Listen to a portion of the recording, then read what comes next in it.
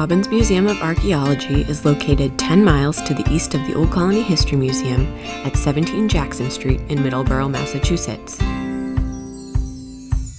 This old colony town was officially incorporated as Middleborough in 1669. Traditionally, the areas that would become Middleborough were known as Namasket, Assawampset, and Titicate by the indigenous Pokanoket Wampanoag people. Before it was divided, Middleborough was the second largest municipality in terms of land area, covering over 100 square miles. It included lands that are now western Halifax and Lakeville, Massachusetts. The Namasket River provided fish and fresh water and later supported a number of industries in the town.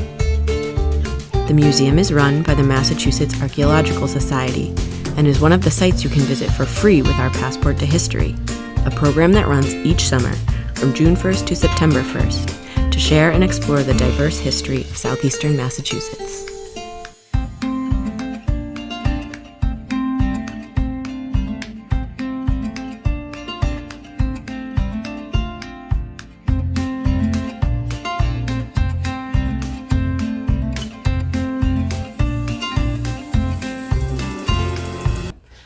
I'm Alice Prisco here in Middleborough, Mass. at the Massachusetts Archaeological Society Robbins Museum. It's a completely volunteer-run museum run by the Massachusetts Archaeological Society. We do have a board of directors and a great group of weekly volunteers. We're here every Saturday to show you exactly what is archaeology. So the museum has been around for a while, but the organization itself has been around since 1939. When a group of archaeologists got together and decided to get together and show each other what they find. Today, we're made up of not only archaeologists, but anthropologists, geologists, and people who are hobbyists. So anybody's free to come and visit or come and join the group. If you do join the group, you get free admission into our museum, which is where we are today. The organization, we have started off with, what is archaeology? And that's a great question because a lot of people don't know. We get a lot of folks in here who think that they're going to see dino bones, which unfortunately, that's paleontology, and we don't have any of that. Although we do have mastodon tusk, which is pretty cool. Archaeology is under the umbrella of anthropology, which is a study of cultures. And so if we're looking around today, we can say, this place has a pretty cool culture. But if we're looking around in the past, how do you know what those people did? You look back and you find the artifacts and you use those to try to put together a picture of who those people were and what they did. So archaeologists often head out into the field, and that can be in the forest, in the desert, even underwater. We have marine archaeologists here at our group. And they find artifacts and use those artifacts to put together who these cultures were. Here at our museum, it's predominantly indigenous pre-contact, which means the folks that lived here before the Europeans came. So we've got a great example all throughout of different tools, artifacts, things that they lived with, worked with, how they made their homes, and how they made their lives. It's very different from how we make our lives here in Massachusetts today. Come check it out with us.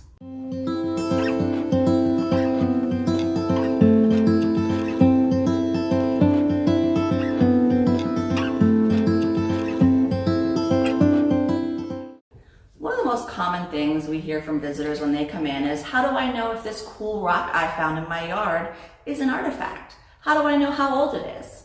And here we have this exhibit that showcases all the different ways we use to date artifacts and things that are found. There's different types of materials that we find. Some are made of wood, and you can see here how we date those. Some are made of things such as shells or natural material, and others are stone tools that we use. Those stones can be tracked down to different types of silt and other things that show us not only when they came from, but where they came from, which is pretty neat.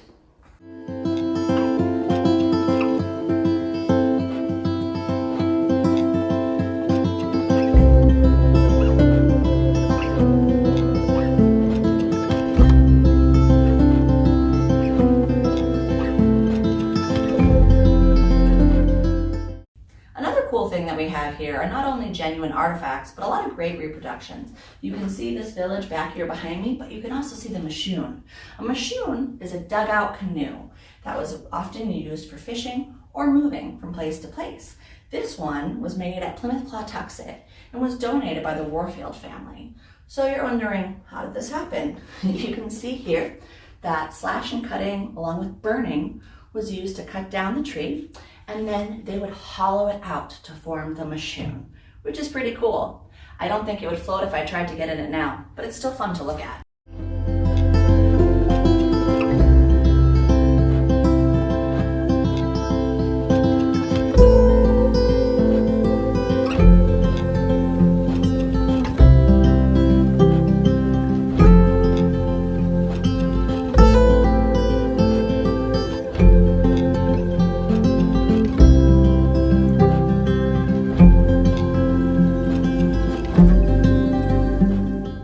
It's always great to come and see really cool things, but it's also interesting to hear the story behind them. This mastodon tusk was donated by one of our board members, and you'll never guess where he found it. He was here at one of the local flea markets, and he found a rare find. He brought it home, and he got it identified and found out, hey, this thing's real. So sometimes our artifacts are donated or purchased by board members, but other times they're donated by past collectors. Most of our exhibits, you can see, will have little name placards and they'll say certain collections. Historically, archaeologists would donate their collections to museums so other people could learn all about what they found. Today, we don't often accept as many things that people bring from home, but we love to see them. So swing by and ask to get them looked at by one of our archaeology staff, but feel free to take it back home.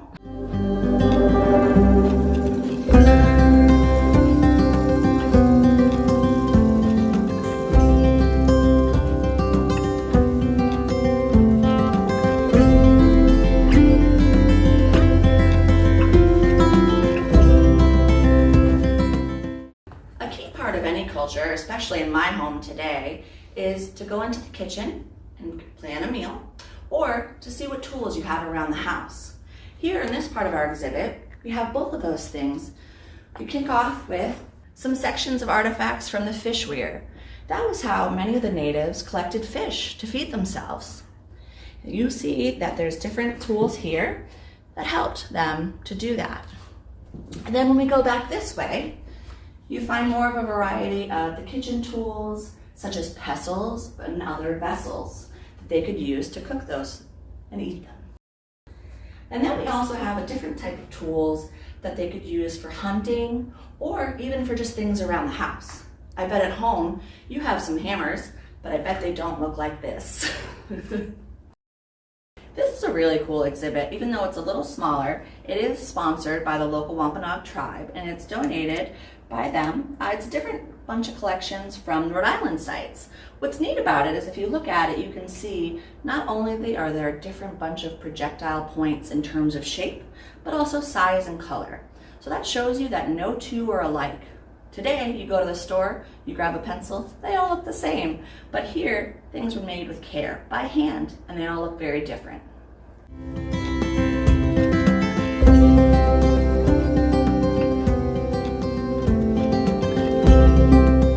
This exhibit's fun because we often have visitors ask us, what are these? And we say, they're pestles. And they say, like a mortal and pestle? Yes, but also no. What we think of today was used often to grain spices and things like that. These you can see are a lot larger and they were used more like a rolling pin. It just showcases how things that we still have around today have evolved differently to be a more effective or even just a different tool. A great part of living in Massachusetts is how many cool museums there are around. Anything that you're interested in, you can find.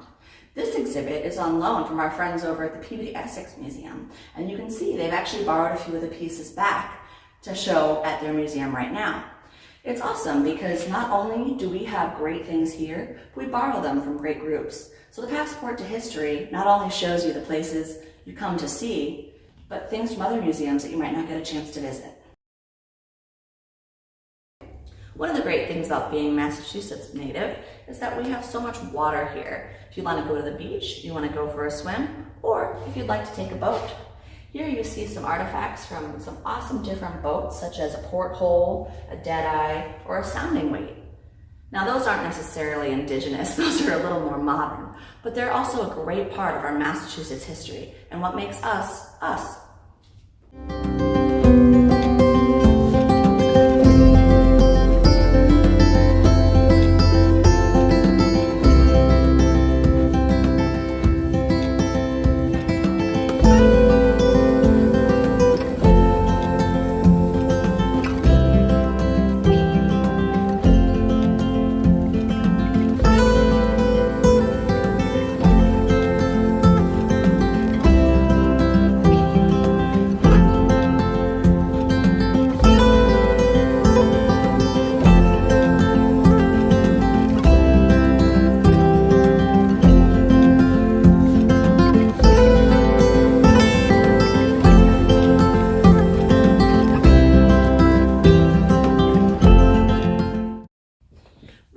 Get folks who bring things in for us to look at, and we tell them all the time, once you take it out of the ground, it's a little harder for us to identify, not only because we don't have any of the context clues, but because you might not be as gentle as we are. You can see here this interactive exhibit that we use items such as a small fine toothbrush to really get into the nooks and crannies, but also to be gentle.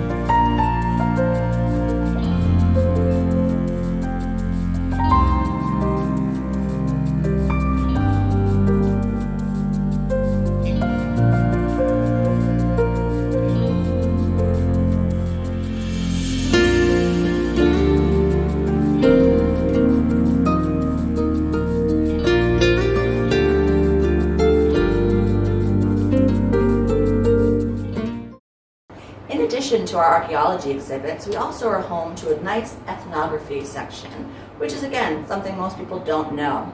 Under the study of anthropology, ethnography is when you immerse yourself in a culture. So here we've got a variety of different artifacts that are more contemporary than most everything we have in the back. But you can see different examples of different indigenous groups and things that are important to them.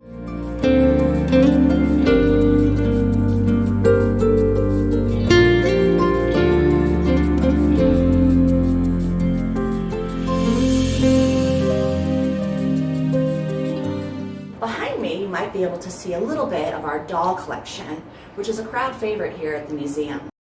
One of our patrons was a visiting nurse who traveled the country, and as appreciation, some of her indigenous patients gifted her with dolls, and that kicked off her collection.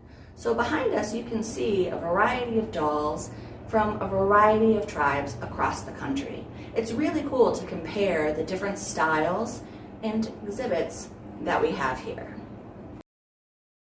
And now we're here in our meeting room, which is an awesome part of the museum. Not only are we home to the Massachusetts Archaeological Society, but throughout Massachusetts there are several different chapters, and the museum is home to the Southeast chapter.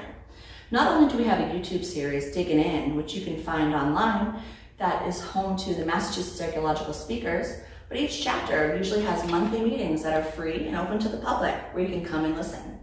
This month we had a great speaker who came to talk to us about a mysterious naval warship disappearing off the coast of Maine.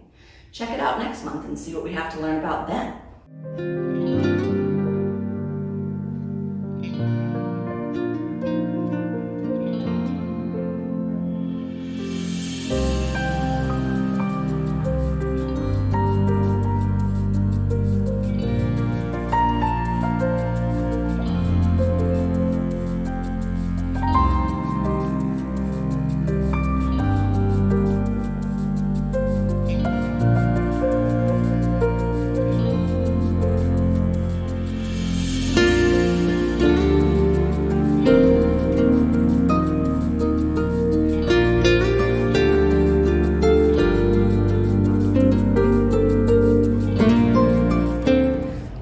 Sometimes visitors have so much fun looking at our artifacts that they want to know more and they want to be able to take things home. We have a great bookstore located right at the front of our museum where you can come and find things like a typology of different projectile points, or even more local history, like the book about Place of Stone in Taunton. We've got a lot of different things for adults, but we've also got things for kids too. So come check it out.